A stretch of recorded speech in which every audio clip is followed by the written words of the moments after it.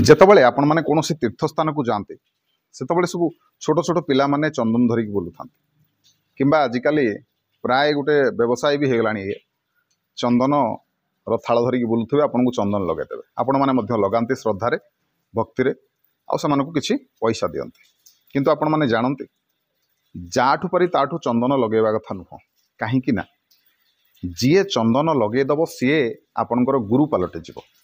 ଚନ୍ଦନ କାହା ହାତରୁ ଲଗାଇବେ କାହା ପାଖରୁ ଲଗାଇବେ ସେ ବ୍ରାହ୍ମଣ ହେଇଥିବେ କୌଣସି ମନ୍ଦିରର ପୂଜକ ହେଇଥିବେ ନଚେତ୍ ଆପଣ ଯାହାକୁ ଗୁରୁ କରିବାକୁ ଚାହୁଁଛନ୍ତି ସିଏ ହେଇଥିବେ। ଯିଏ ଲଗାଇଦେବ କହିବାକୁ ଗଲେ ସେ ଆପଣଙ୍କର ଗୁରୁ। ସେଥିପାଇଁ ଯାଠୁ ପାରି ତାଠୁ ଚନ୍ଦନ ଲଗାଇବା କଥା ନୁହଁ କାହିଁକିନା ୟାକୁ ନେଇକି ବ୍ୟବସାୟ ମଧ୍ୟ ଆରମ୍ଭ ହେଲାଣି। ଯେତେବେଳେ କୌଣସି ଦେବାଳୟକୁ ଯାଉଛନ୍ତି ପ୍ରଥମେ ତ ଜାଣି ରଖନ୍ତୁ ଯେ ନିହାତି ଭାବରେ ଘରୁ ତିଳକ କରିକି ଯିବେ ଟିକେ ଚନ୍ଦନ ଲଗେଇକି ଯିବେ। ତେବେ ଆଉ ଗୋଟେ କଥା ମଧ୍ୟ ଜାଣି ରଖନ୍ତୁ ଆପଣମାନେ ସେମାନଙ୍କ ପାଖରୁ ଚନ୍ଦନ ଲଗେଇ ବି ପାରିବେ କିନ୍ତୁ ପ୍ରଥମେ କ'ଣ କରିବେ ନା ନିଜେ ତିଳକ କରିଥିବେ ନିଜେ ଚନ୍ଦନ ଲଗେଇଥିବେ।